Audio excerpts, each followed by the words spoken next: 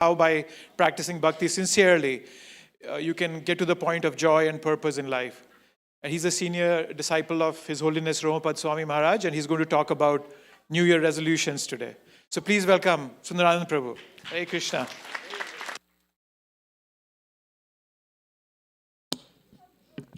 Hare Krishna, everyone. Thank you for making the time. Time is the most valuable resource for all of us. So you chose to come to the temple today and spend time with all of us together.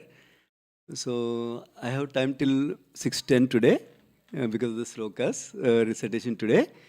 So it will be 10 minutes longer than usual. Okay, let us try. I'll briefly offer prayers and then we can start. Om Ajnanatimirandasya Jnananjana Shalakaya Chakshurunmilitam Yena Tasmai Shri Gurave Namaha Namam Vishnupadaya Krishna Prasthaya Bhutale Srimate Bhaktivedanta Swami Nitinamane Namaste Saraswati Deve Gauravani Pracharine Nirvishesha Shunyavadi Paschatya Desatarine Jai Shri Krishna Chaitanya Prabhu Nityananda Sri Advaita Gadadhara Srivasadi Gaura Bhakta Vrinda Hare Krishna Krishna Krishna Hare Hare Hare Rama Rama Rama Hare Hare Hare Krishna Krishna Krishna Hare Hare Hare Rama Rama Rama Hare Hare Hare Krishna Krishna Krishna Hare Hare Hare Rama Rama Rama Hare Hare. Okay, so welcome. Wish you very happy New Year to all of you. So the topic is New Year resolution. It's a big topic with different angles we can discuss. So I'll choose 2-3 angles today. So overall, depending upon the time, I was hoping we'll discuss what is the. We all want to be happy. We wish each other happy New Year. So what is the ultimate happiness? What is the ultimate goal for life? That's where I'll start briefly, so that we are all choosing the eternal happiness as a goal. And then, with that ultimate goal established, we'll also discuss how we can establish all other goals in our life in different levels, whether it's physical, mental, emotional, and spiritual levels, how we can establish different goals. And then, more importantly, how do we ensure that goals can be met? That means the resolutions will last for the whole year. So that is the other portion. So essentially, we'll focus on the ultimate goal of life in the beginning. And then we talk about setting all other goals in relation to other ultimate goals. And then we talk about how do we last the goals? How do we stay with the goals? How do we achieve our goals? So hopefully this will be relevant for all of us. So let me see. How many of you, I don't know, if you're not shy, you can raise your hands. How many of you set a New Year resolution this year already? Okay, few. Okay. How many of you wish to set a New Year resolution in the next few days? Okay, few. So those who did not raise the hand, do you see any relevance of setting goals in our life? Not New Year resolutions, but how many of you see relevance of setting goals in life? Okay, very good. Thank you. So I hope you'll walk away with something meaningful for your life with this talk today. So some of these are principles based on scriptures like Bhagavad Gita and Srimad Bhagavatam. So we'll start with the first section. I talked about the ultimate goal of life. So we all want to be happy and we wish everyone to be happy. In fact, all the things we are pursuing in life is for that one goal, happiness. Some are pursuing for money, some are pursuing to become famous, some are pursuing to become very healthy, some are pursuing for nice friendships, nice relationships. Everything we are doing in life is for this one goal, to become happy. So however, we all have the experience that life has these ups and downs. Sometimes we are happy, sometimes we are a little sad. Sometimes happy, sometimes sad. These difficulties or these problems in life come even though I don't want it. Even though all of us don't want it, we are surrounded with different kinds of problems. For example, disease. For example, old age. Nobody wants it, but we'll get it. Similarly, problems due to our own body, different ways. Problems due to our own mind and different kinds of worries and anxieties that we have. Problems due to other living entities, whether it's the animals, human beings, insects, bacteria, virus, this season for colds also. So, are problems due to natural disturbances like very, very cold right now. In fact, in Satya Yuga, previous ages, it used the climate is very nice, peaceful all the time, pleasant it seems. So for us, we have hot weather, too cold weather like that. Earthquakes come, floods come, different people suffer because of these things. So whether we want or not, the problems are coming. Even though we all have one goal, become happy, somehow or other. But still problems are coming. So in Bhagavad Gita, the knowledge of Bhagavad Gita and Srimad Bhagavatam and the Vedic scriptures, they tell us we should all aim for unending, eternal, unlimited happiness. Not just try for happiness for 5 minutes, 1 day, 1 week, 1 month, 1 year. No. We want to get eternal happiness, happiness that doesn't stop. That is what we need to aim for. And because we got this human form of life, not animal form of life, not insects, not birds, because of that, we have that capacity to inquire about that higher goal. And we have the capacity to strive towards that highest goal. And we have the capacity given by Krishna to achieve that higher goal also, eternal happiness. So, it's described the happiness, eternal happiness is achieved in relation to the source of all of us, the Supreme Lord Krishna. That means when we understand that we are part and parcel of Krishna, the Supreme Being, when we understand our relation with Supreme is as a servant to the Master, then we engage ourselves in devotional service towards Krishna, then we can experience happiness.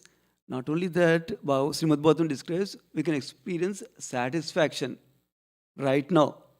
And also, we'll go back to Krishna in eternal service to Him and eternally happy. And the happiness keeps on increasing, not a limited happiness like that in the spiritual world. So that is what we need to aim for, not something cheap, 5 minutes happiness, 1 hour happiness like that. So that's what scriptures say. So scriptures are not saying don't try for happiness. Try for happiness, but try for eternal happiness. Something that doesn't go away, not for temporary happiness. Yeah? So that is the ultimate goal of life. And scriptures also tell us to reach that ultimate goal of life, we need to practice devotional service we discussed. What is the devotional service? How can we practice? That's a big subject matter. But in short, scriptures describe that all the rules and regulations of devotional service are summarized in one statement. Always remember Krishna and never forget Krishna. So that is the way whole rules and regulations are summarized. That means do's and don'ts. All summarized in this one. Always remember Krishna, never forget Krishna. But how do we do that practically in this life? It starts with association of devotees. So we can get guidance, what to do, how to do, what happens if you do this, like that.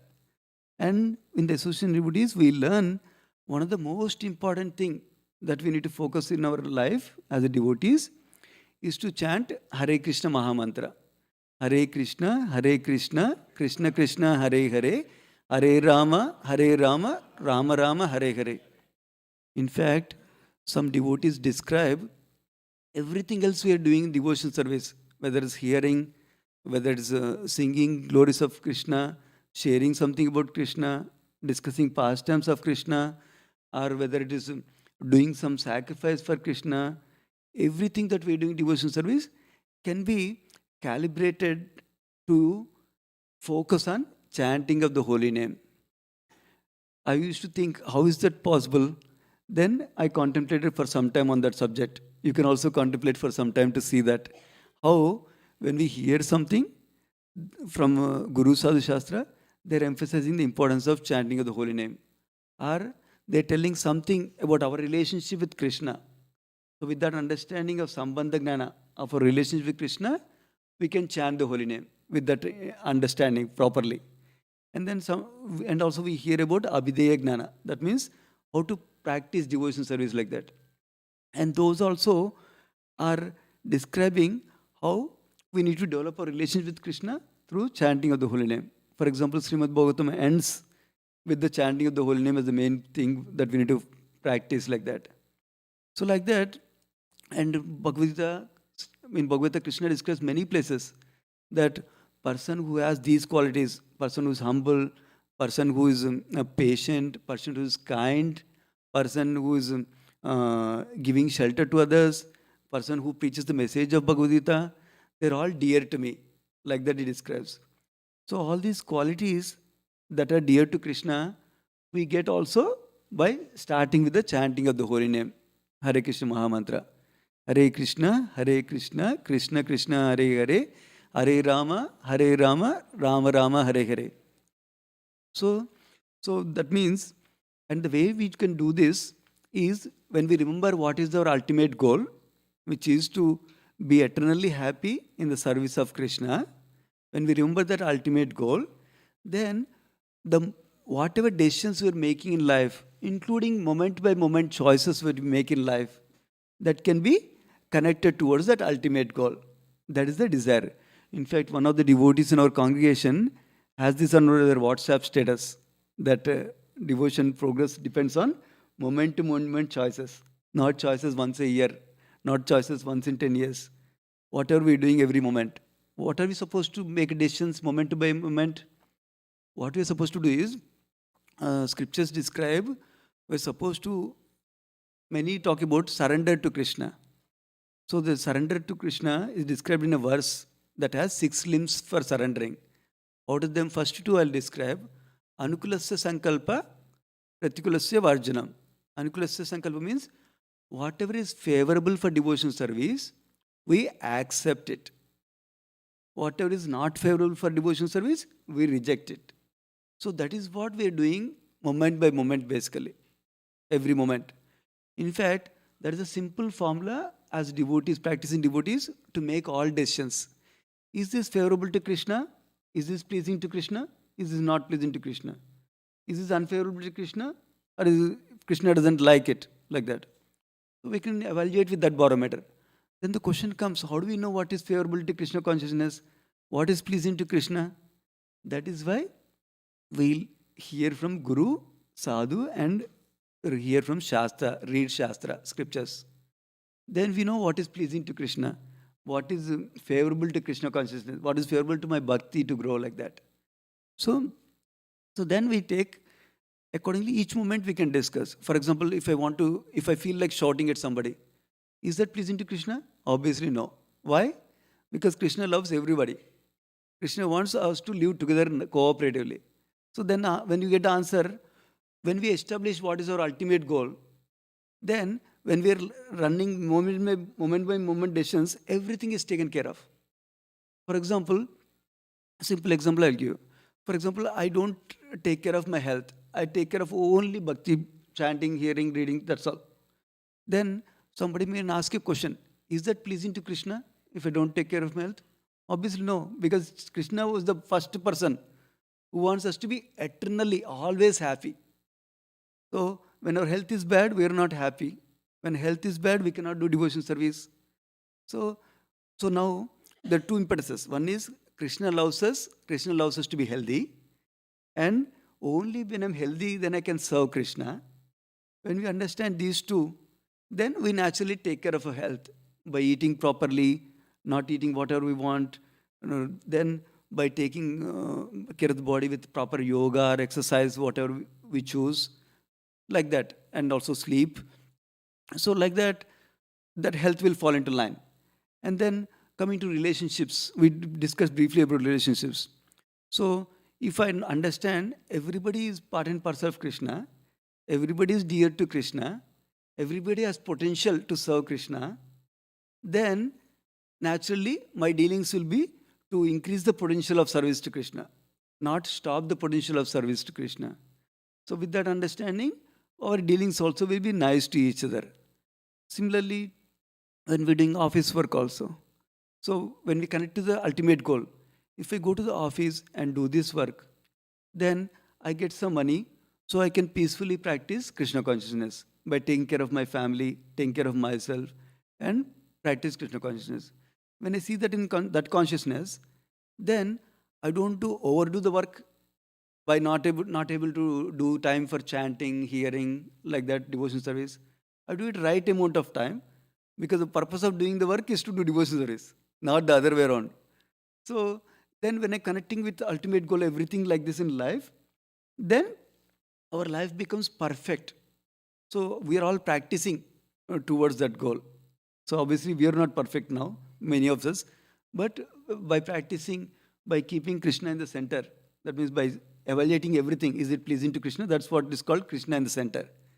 Then our life and all the goals will be in accordance with Krishna and will reach the ultimate goal in time.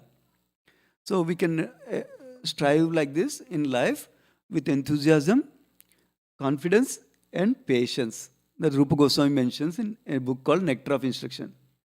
So that we can do.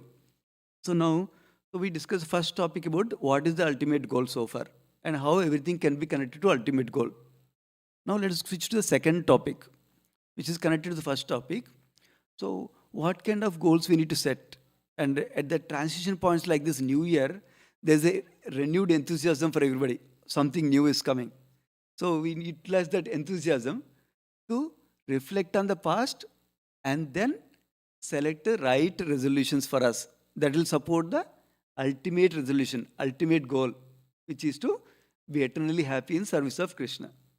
So now to do that, at these transition points like New Year, like for some Gaura Purnima, for some Diwali, like that, we utilize these transition points for spiritual transformation and spiritual progress and progress in life. So these are the points that will give us time for opportunity for reflecting. So so how do we reflect? We take some time, like 10 to 20 minutes or more, depending upon the person. Take a paper and pen, write down what worked well in the last year, and then one column. And the column, what did not work last year well. So now, when you look at what worked well, then you know why that worked well. That means we did some endeavor, so because of which that worked well. So we need to capture the principles, essence from the last year experiences we have. Then we know we need to repeat that same thing, not lose it, not as a one-time affair. So we need to repeat what helped to make things work last year. So like that, capture some essences. And then look at the column, what did not work well. Then instead of just seeing at the superficial level, I failed in this, I failed in this, I failed in this, what caused towards that failure? For example, I wanted to read Bhagavad Gita every day last year, but I could only read half of the year, 6 months only. Not 6 months I could not read. Then I can analyze what made me read for the 6 months. For those days I read, what contributed to be able to read? That's an important lesson we can learn about ourselves, our mind and our behavior, our psychology we come to know through that experience, understanding. Then similarly, what went wrong when I could not read the Bhagavad Gita on those days? Then you learn some lessons also around that. For example, I worked too much that day. That way I could not do. So five months I worked 12 hours instead of 8 hours, for example. Or I kept it to the last part of the day. I thought I will read before night time, before sleeping. But most of the night time, when on those days, I notice when I come to night time, I'm very, very tired. I don't have time to read. Oh, maybe I should read a little bit earlier instead of night time, bedtime. Like that, we can learn lessons from our failure also. That's why many people talk about failure is a stepping stone of success. How is it so? Because we can learn a lot from the failure. The lessons about not only how things work, but also how we work with things. Then we know what kind of resolutions will work for us, what kind of resolutions don't work for us. For example, I had the desire to read scriptures for some time, but I was never able to read. Then sometime I found out when I read with another devotee, then it will go to steady every day, every week it will go like that. So that's a learning I got. Otherwise, so many years I never could read any scriptures. That is one example. Second example is when we understand that my nature is when I need to do something for others, then I make it a higher priority compared to what I need to do myself. Then I create circumstances in my life where I need to read Bhagavad Gita from a devotee, discuss Bhagavad Gita from a devotee with a devotee. So we set a time. Next week we'll discuss Bhagavad Gita on Sunday at 1 p.m. So then, for me, I want to keep that commitment. I want to help them also. I want to get help myself also. So then I keep the commitment and read for that 1 week so that I can discuss. If I don't read, I cannot discuss, right? So like that, we learn from our what did not work well also. So that's the reflection past.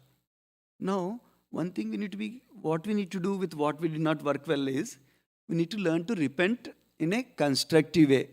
Repent in a way that is not harmful for us.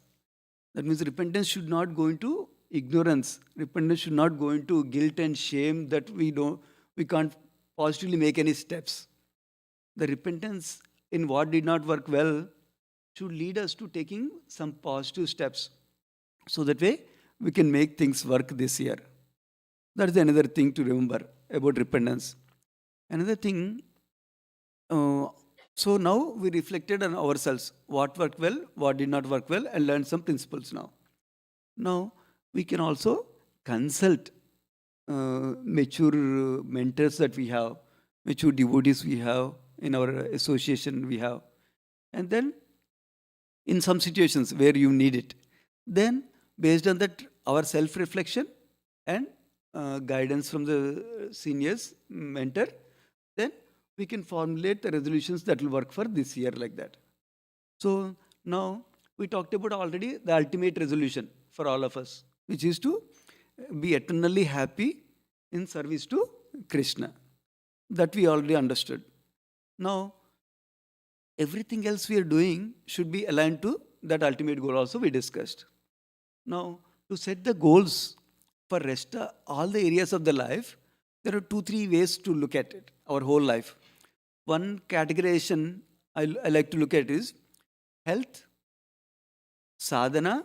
Sadhana means practices that we're doing in devotion service, chanting, hearing, reading, like that.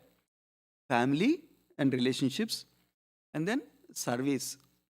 So this is 4 areas we can look at. What should I have any goal in health this year? Should I have any goal in sadhana, family, and service? Like that we can look at. And why all this we are doing? Again, for the ultimate goal only. So that is one categorization.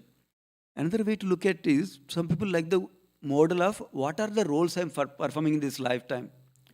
I'm a son, I'm a brother, I'm a father, I'm a husband, I'm a friend, I'm a community member of ISKCON, I'm an office employee. Like that, you take different functions that we're doing in different roles. And see what roles, how am I doing in each of these roles. If I give 10 marks to each of these roles, am I scoring 1, 5 or 10 for each of the roles? So we can score like that. Once you score like that, then whatever is weak areas, we create some goals to improve in each of the roles, for example. And obviously, the goal should be limited to minimum we can digest, 3 to 4 maximum. So then the momentum can last for a long time, and then we can really make progress on them.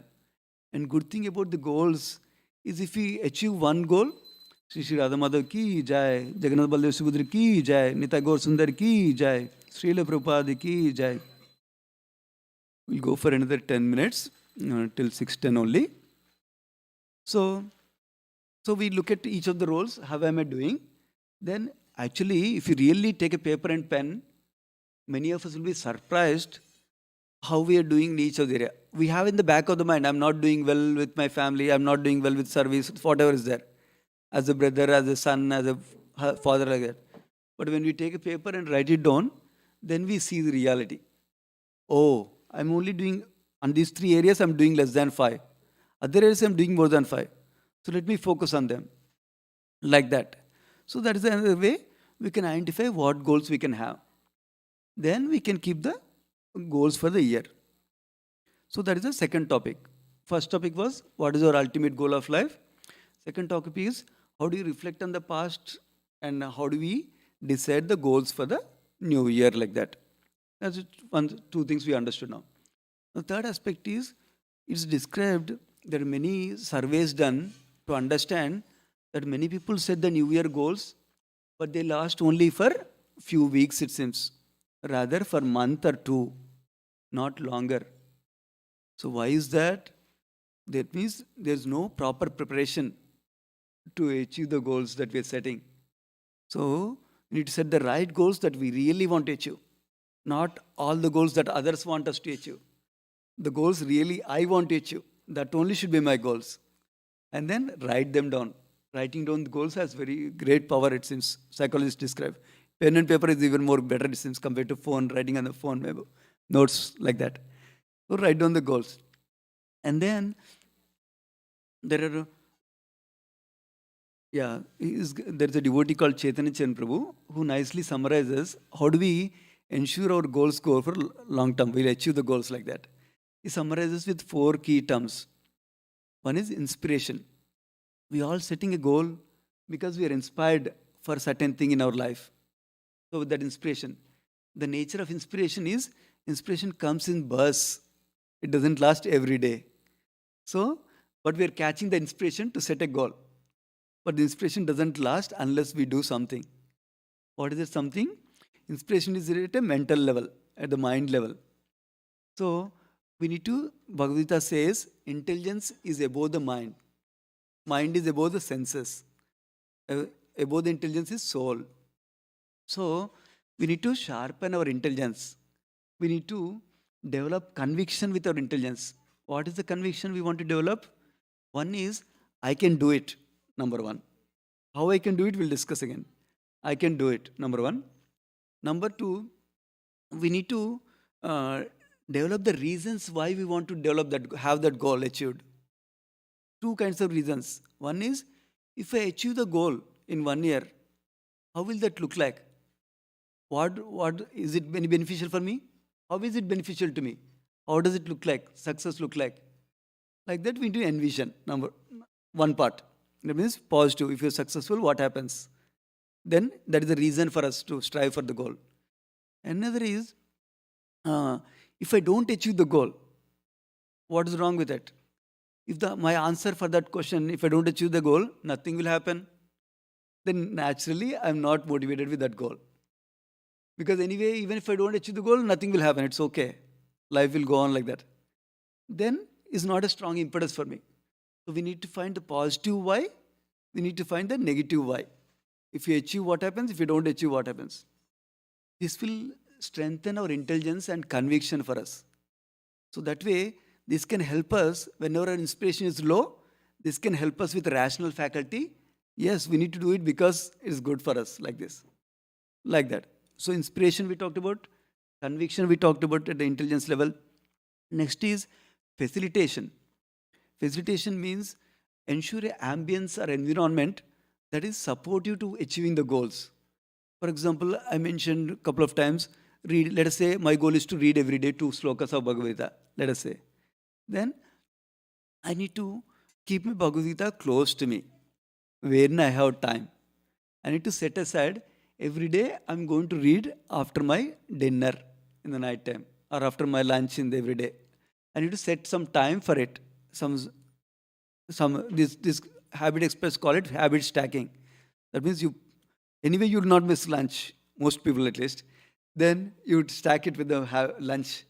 Or anyway you will not take fresh bath every day. So right after bath you will read like that. Some stack like that, number one. So that means you're fixing the sankalpa, it's called intention. You're fixing the intention. So that will help us to read every day. And that means whatever is needed to achieve that goal, we need to keep it close to that. That means we need to keep the path close, path open to achieve that goal. That means for me to read Bhagavad Gita should not be in the 5th floor that I cannot, whenever I need to read Bhagavad Gita, I need to go to 5th floor. My motivation is gone by the time I go to 2nd floor. Not like that. So we should keep it ready, close to us. Similarly, some people want to drink more water. Keep the water jug ready next to you when you're walking. Then you can drink. So keep the path favorable for you for achieving that goal. Second aspect is take away the obstructions that are obstructing you from that goal. For example, if my goal is to limit sweets, every week I will eat one sweet, for example, is my goal. Then I don't keep cakes next to me while I'm or doing office work every day. Or I buy a bunch of sweets and keep it in the fridge every day. Then is naturally I'll get an opportunity, I will take it next time. So we do limit our access also for what is not helpful for us. So, so that's the second thing. So that's the other way. And another thing that's about facilitation. How we ensure we can reach the goal like that. So we talked about inspiration, we talked about conviction, we talked about facilitation. The fourth thing is association. Association is also very powerful. When we have, let us say my goal is to read Bhagavad Gita 2 verses every day. I find out anybody else would like to read Bhagavad Gita with me two slokas every day. We don't have to read together. We both have same goal. That is great. As long as we both have same goal, then we can motivate each other. When we come to Sunday temple, oh Prabhu, I'm coming to second chapter already. I finished my first chapter already. I'm in second chapter. How many you completed? You are also in second chapter? Oh no? Okay, let's do it. Catch up like that. That way, association will help us to go together. That one. Association has a lot of topics in it. For example, association can be somebody who's senior also, because they can give inspiration to us, they can give guidance to us, they can give encouragement to us while we're progressing on our goals like that. And then we can be inspiration for others also. That's also association also. For example, we tell our junior, I'm planning to read 2 verse slokas every day. Then next time before I go to junior, I want to confirm, I want to be an example to them. So for that reason, I will read my 2 slokas every day, for example. That's the association. We talked about inspiration, conviction, facilitation, association. Last thing is devotion. This is a very important one, because most of us may not connect devotion with everything else we are doing in life. But when we strengthen our devotion, when we do our chanting of Hare Krishna properly, then by doing the devotion service properly, what is happening is we are purifying our heart. And through this purification, we actually get rid of lot of distractions in life. Lot of bad habits will go away. And that means we are able to focus more on our goals that we want to achieve. So, in fact, this purification is the most important thing, because facilitation can protect us sometime, association can protect us sometime, but the devotion is the silver bullet. When our devotion grows, then our mind gets purified. Then with mind purification, then the pathways are very clear to focus on what we want to achieve in the life. So that's what I wanted to share. So we talked about what is the importance of ultimate goal in human form of life. We talked about how to set the goals by reflecting on the past year. And we talked about how to continue our goals so we can achieve them this year. I want to pause there. Anybody has any reflections or any comments, questions? We have about 1.5 minutes or so. If you have a question, you can raise your hand. Prabhuji will give you the microphone. Question or a comment? I have a few questions. Oh, good. So, Prabhuji, you talk about inspiration, conviction, preparation, facilitation, association, devotion, a couple of points. And the few things I want to know, like in our devotional journey, why we need to wait for such an opportunity? Oh, this is a new year, then only I need to set up a goal. And why we should not thought about set up a micro goal rather than a long-term goal. Oh, I will do this, because we don't know what would be our time, place, and circumstances. And it will be very difficult. Today I'm thinking, okay, I'll read maybe 20 verses daily, but not necessary that after 2 months I will be able to do. So in that way, if I have a shorter goal, I can do retrospect better, and I can know where I am. And now at that point in time, I can think, okay, now should I reduce my goal? So I just want to understand what's your thought process. That's my first question. Let's stop there. Okay, thank you. So it's a nice question and nice. Actually, your answer is also in the question only. So basically, the way to deal with the long-term goals is we all should have lifetime goals. For example, I have my goals for next 20 years, what I need to achieve, and ideally limit them to 10. That way you'll be forced to think what exactly my 20 years goals, 10 years goals like that. Then we break it down to what is my 10-year goal, 5-year goal, 1-year goal, and quarterly goals and daily habit. That is the key. So that's why when describing the Bhagavad Gita example, I want to complete Bhagavad Gita in 1 year by my daily micro goal is 2 verses a day. Then I can check. I completed my daily quota. I completed my daily quota like that. It gives motivation first, number one. Number two, it gives time to reflect every week. How did I do last week in my daily goal? Did I not do it well? Why I did not do it well? What can I change? Like that, that feedback mechanism helps.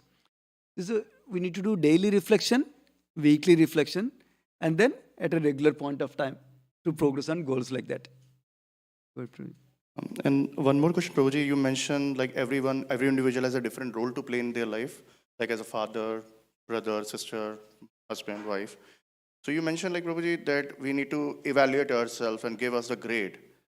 Sometimes we cheat ourselves, correct? And then we grade, oh, we did, in all relationship, we did wonderful, 5 out of 5. Yeah. So what is the best mechanism to rate ourselves? Because we are not a good judge ourselves, because our ignorance and illusion, cheat us every step. So just want to know your thought process there. Very nice question. So remember when I was talking about reflecting in past year, I told we need to do self-reflection first and then consult mentors. The purpose of that was what Prabhu is telling. Because I'm not always honest with myself, number one. Number two, I don't see myself better than others actually. Many times they can see me better than myself, as long as we have good relationship with them. So that is the other way. And the third principle I want to share with you is, for example, if you're thinking about a relationship with your wife, ask the wife, she will tell you honestly.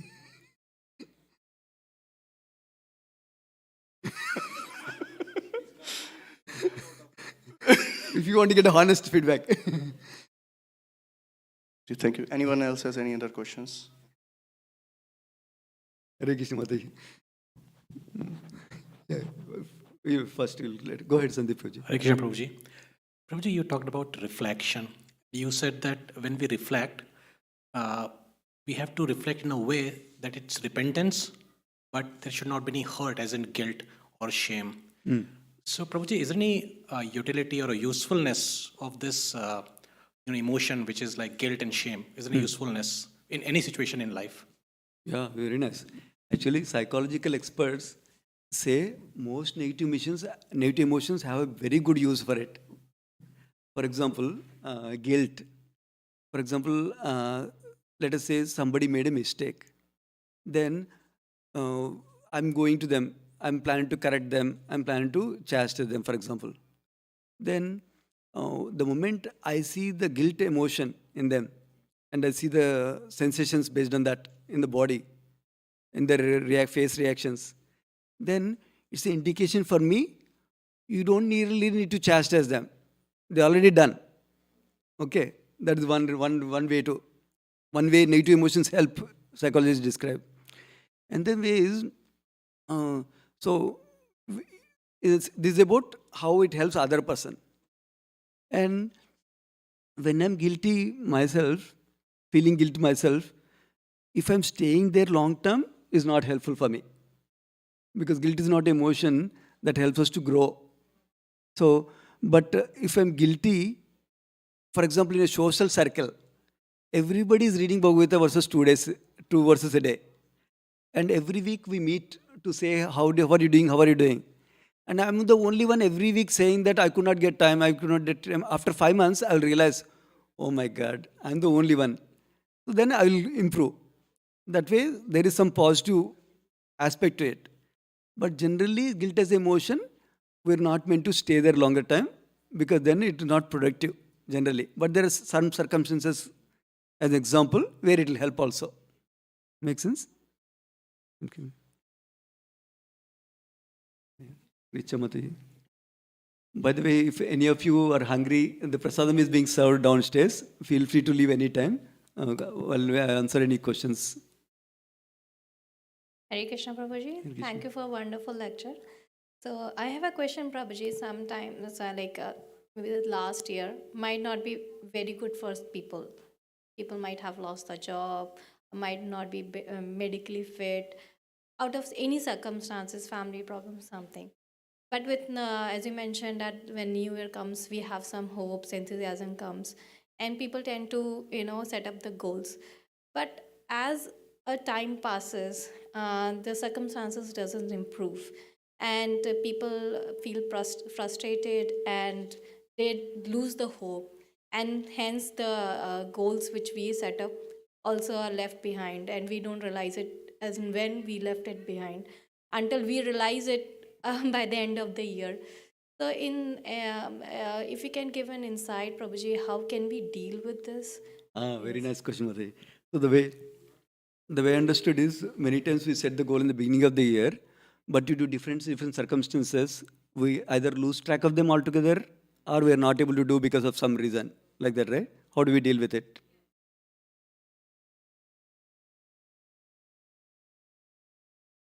Because of the past year, which wasn't good, so we with the new year comes a hope that okay, this year my things will improve, my Yes. circumstances will improve. But the situations doesn't improve, and the desire of want that fight is there that it should improve, and the goals which we set up in the beginning, we do it with the enthusiasm, but that because of that fight, it is left behind. Thank you. So one way to think about this thing is, first of all, we set the goal in the beginning of the year, and then we write it down and we keep it at a prominent place where we can see them. Number one, and then there's something concept called weekly review. We're meant to do a weekly review of our goals. How did I do last week against my goal? One or two or three goals like that. That we're supposed to do. That way we don't miss. Number one, we don't forget the goals. Number two, we have an opportunity to adjust the goal because of life circumstances, and it's okay to adjust the goal. That gives an opportunity to adjust the goal. That's another thing. And the third thing is, instead of repeating same thing every year, not able to do it, the solution for that is we talked about reflection and identify why I'm not able to do it. What was the reason I could not do it? Is there anything I can do better this time? We can seek guidance for that aspect. For example, I mentioned about I started about 2 months ago reading 3 books every day. Then when I added fourth book in the new year, then I understood I cannot deal with it. So after 4 days, I dropped the 3 books and I kept 1 book as my goal. So because it's the weekly review, this gives us an opportunity to change the goal to what is most important for us. Ultimately, why all these goals are there and working is there is, people say, by end of the life, I should be satisfied. I achieved what I want to do. Unfortunately, most people, when leaving the body, they say, I wish I could have done that. I wish I could have done that. I don't want to be in that position. I want to do what I want to do by end of the life now. So when we have that, that motivates us to not only set the goals, but act on the goals and regularly review them to adjust or to remind ourselves like that. Make sense, Mati? Thank you. Hare Krishna. Anyone else has any other question? Okay, so we can end here. Srila Prabhupada ki jai. His Grace Sundaran Prabhu ki jai.